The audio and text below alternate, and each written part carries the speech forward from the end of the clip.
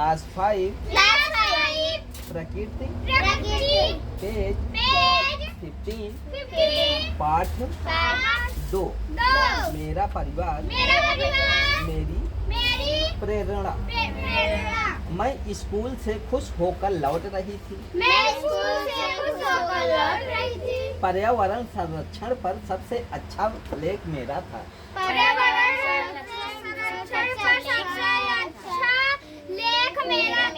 मैं घर पर 2 लोगों को अपनी यह बात सबसे पहले बताना चाहती थी।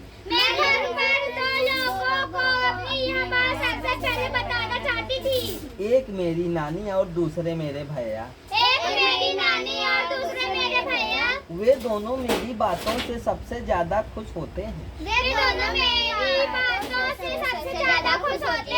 मेरी नानी मेरे बारे में सुनने को हमेशा उत्सुक रहती है। मेरी नानी मेरे बारे में सुनने को हमेशा उत्सुक रहती है। भैया से मुझे हमेशा प्रेरणा मिलती है। भैया से मुझे हमेशा प्रेरणा मिलती है।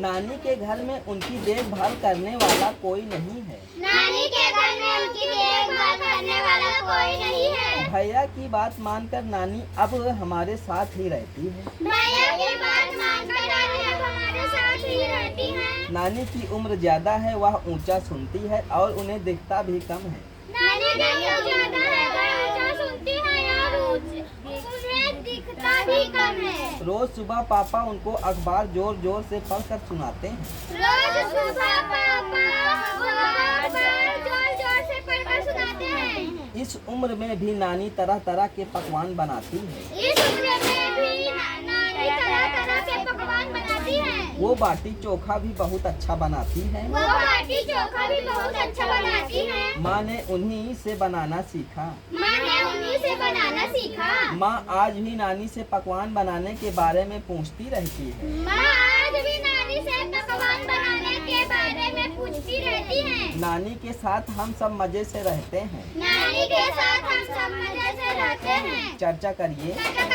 जब कोई व्यक्ति बूढ़ा हो जाता है, जब कोई व्यक्ति बूढ़ा हो जाता है, तब उनको क्या क्या तकलीफ हो सकती है। तब उनको क्या क्या तकलीफ हो सकती है। मेरे भैया किशन संगीत सिखाते हैं। मेरे भैया किशन संगीत सिखाते हैं। बच्चे उनकी बहुत इज्जत करते हैं। बच्चे उनकी बहुत इज्जत करते हैं। भैया को संगीत सुनने, दोस्तों के साथ घूमने और बातें करने का बहुत शौक है। भैया को संगीत सुनने, दोस्तों के साथ घूमने और बातें करने का बहुत शौक है। भैया को दिखता नहीं है, फिर भी वह अपने काम खुद करते हैं। भैया को दिखता नहीं है, फिर भी वह अपने काम खुद करते हैं। जब कभी उनको मदद की जरूरत होती है तो हम सब उनकी मदद करते हैं। जब कभी उनको मदद की जरूरत होती है तो हम सब उनकी मदद करते हैं। भैया को पढ़ने का बहुत शौक है। भैया को पढ़ने का बहुत शौक है। भैया ने शहर जाकर संगीत सीखा। भैया ने शहर जाकर संगीत सीखा। अब वह गांव में रहकर बच्चों को संगीत सिखाते हैं। अब वह गांव में रहकर बच्चों को संगीत सिखाते हैं। विद्यालय में 26 जनवरी गणतंत्र दिवस के कार्यक्रम को तैयार करने में भी भैया ने सहयोग दिया था। विद्यालय में 26 जनवरी गणतंत्र दिवस के कार्यक्रम को तैयार करने में भी भैया ने सहयोग दिया था।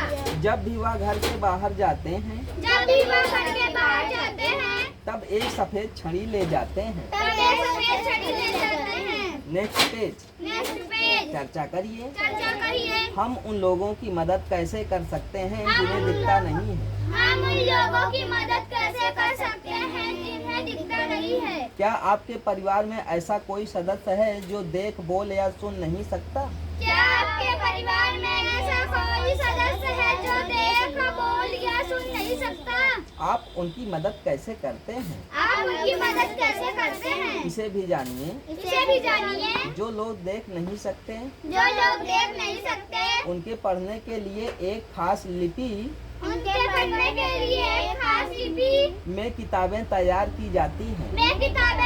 की जाती हैं, जिसे ब्रेल लिपि कहते कहते हैं। ब्रेल एक मोटे मोटे कागज पर एक नुकीले नुकीले औजार से औजार से बिंदु बनाकर लिखा जाता है। लिखा जाता है। ब्रेल कागज ब्रेल कागज पर हाथ फेर कर पर हाथ फेर कर पढ़ा जाता है पढ़ा जाता है कि उस पर उस पर क्या लिखा है। क्या लिखा है। Louis Braille Louis Braille France देश का रहने वाला था। फ्रांस देश का रहने वाला था। जब वह 3 साल का था जब वह 3 साल का था तब एक नुकीले औजार से उसकी आंख में चोट लग गई। तब एक नुकीले औजार से उसकी आंख में चोट लग गई और उसकी आंखें खराब हो गई। और उसकी आंखें खराब हो गई। उसे दिखना बिल्कुल बंद हो गया। उसे दिखना बिल्कुल बंद हो गया। उसकी पढ़ने में बहुत रुचि थी।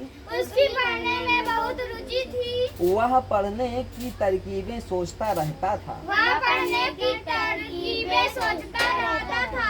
आखिर उसने ढूंढ ही लिया आखिर उसने ढूंढ ही लिया एक तरीका छूकर पढ़ने का। एक तरीका छूकर पढ़ने का। पढ़ने की यह विधि बाद में पढ़ने की यह विधि बाद में ब्रेल लिपि के नाम से जानी जाने लगी। ब्रेल लिपि के नाम से जाने लगी। ब्रेल ब्रेल इस तरह की लिपि में इस तरह की लिपि में मोटे कागज पर उभरे बिंदु बने होते हैं। उभरे बिंदु बने होते हैं। उभरे होने के कारण इन्हें छूकर पढ़ा जा सकता है। उभरे होने के कारण इन्हें छूकर पढ़ा जा सकता है। यह लिपि 6 बिंदुओं पर आधारित होती है। यह लिपि 6 बिंदुओं पर आधारित होती है। आजकल ब्रेल में नए नए